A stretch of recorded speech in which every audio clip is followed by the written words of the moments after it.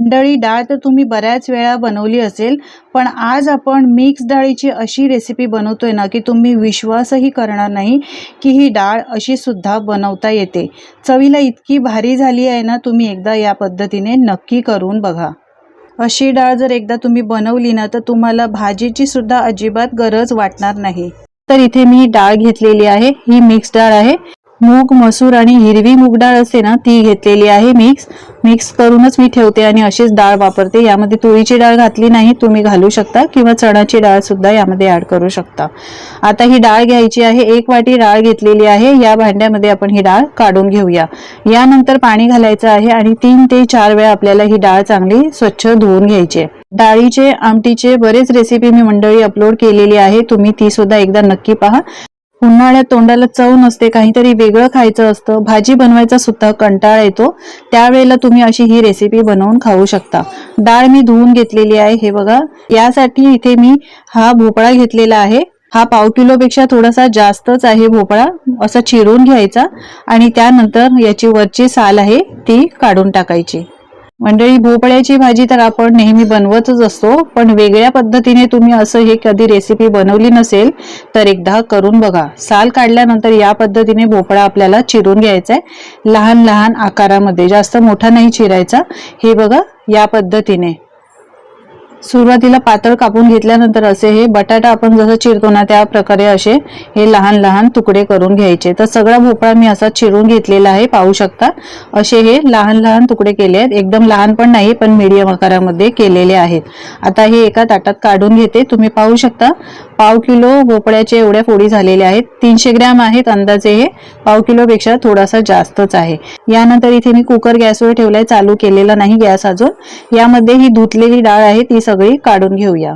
डाळ सगळी मी धुतलेली कुकरमध्ये काढून घेतलेली आहे, पसरवून घेतली. यानंतर यामध्ये घालूया 1 कांदा. तर 1 कांदा आहे तो मी असा पातळ पातळ उभा चिरून घेतलेला आहे. यानंतर 1 टोमॅटो असा रफली चॉप करून घेतलाय आणि त्यानंतर यामध्ये आपल्याला घालायचा आहे भोपळा चिरून ठेवलेला. भोपळा आधीच धुवून घेतला होता, त्यामुळे मी परत धुतलेला नाही. चिरलेला भोपळा यामध्ये घातलाय. बारीक चिरलेली कोथिंबीर घालायची, त्यामुळे याला फ्लेवर चांगला येतो. यानंतर यामध्ये आपण काही मसाले घालूया. तर इथे मी घालते अर्धा चमचा हळद, 1 चमचा लाल तिखट, लहान चमचा आहे त्यामुळे 1 चमचा घातलेला आहे. यानंतर 1 चमचा धणे आणि जिरे पावडर घातलेली आहे आणि इथे वापरते मी चवीप्रमाणे मीठ. सुरुवातीला मसाले कमी घातले, नंतर सुद्धा आपण थोडेफार मसाल्याचा वापर करणारच आहोत, यासाठी इथे मी थोडं कमी प्रमाणात घातलंय. 1 चमचा तेल घालायचं आहे आणि 1 वाटी डाळ घेतली आहे, तर आपल्याला 3 ते 4 वाटी यामध्ये पाणी घालायचं आहे. मंडळी, तुम्हाला माझी जर रेसिपी आवडत असेल तर एक लाईक करायला विसरू नका आणि तुम्ही कुठून ही रेसिपी पाहता हे सुद्धा मला कमेंटमध्ये नक्की सांगा, म्हणजे मी तुमचे आभार मानू शकेन आणि मलाही कळेल ही रेसिपी कुठून पाहिली जाते. पाणी घातल्यानंतर मिक्स करून घ्यायचं आहे. झाकण लावून आपल्याला 3 ते 4 शिट्या काढून घ्यायच्या. जर तुम्ही तुरीची किंवा चणाची डाळ घातली तर 4 ते 5 शिट्या याला काढू शकता. तर मी इथे 4 शिट्या काढणार आहे. तर हे बघा, कुकर थंड करून घेतलेला आहे. 4 शिट्यांमध्ये डाळ मस्त अशी शिजलेली आहे. मिक्स करून घेऊया एकदा. पाहू शकता मस्त अशी शिजलेली आहे, रंग सुद्धा खूप मस्त आलेला आहे. आता ही डाळ ना थोडीशी घट्टच आहे, तर मला अजून थोडी पातळ डाळ करायची आहे. तर यासाठी मी यामध्ये 1 ग्लास भरून पाणी घालणार आहे. पाणी घातल्यानंतर गॅसची फ्लेम चालू करायची आहे, मिक्स करून घ्यायचं आणि याला एक उकळी काढून घ्यायची. पाहू शकता अशी ही डाळ झालेली आहे. इथे तुम्ही टेस्ट करू शकता, तुम्हाला मिठाचं प्रमाण कमी वाटलं तर मीठ घालू शकता. तर मला यामध्ये थोडंसं मीठ कमीच वाटतंय, यासाठी मी इथे अर्धा चमचा अजून मीठ घातलेलं आहे. मीठ घातल्यानंतर मिक्स केलेलं आहे. गॅसची फ्लेम सुद्धा मी चालू केली आहे. यानंतर इथे मी शेंगा घालते, शेवग्याच्या शेंगा घालायच्या आहे. यानंतर आपण यामध्ये घालूया 1 गोळाचा खडा, म्हणजे 1 छोटा लहान गुळाचा खडा घातलाय आणि चिंच घातलेली आहे. तुम्ही गुळाऐवजी साखर घालू शकता. डाळ आणि भोपळा तर शिजलेलाच आहे. स्लो फ्लेम करायची आहे 1 कड आल्यानंतर आणि आपल्याला 5 मिनिटं हे स्लो फ्लेमवर शेंगा शिजवून घ्यायचे. मी कुकरमध्ये डाळ शिजवताना यासाठी शेंगा घातल्या नाही, कारण ते शिजल्या जातात, जास्त मॅन होतात, एकदम जास्त शिजल्या जातात, यासाठी मी घातलेले नाही.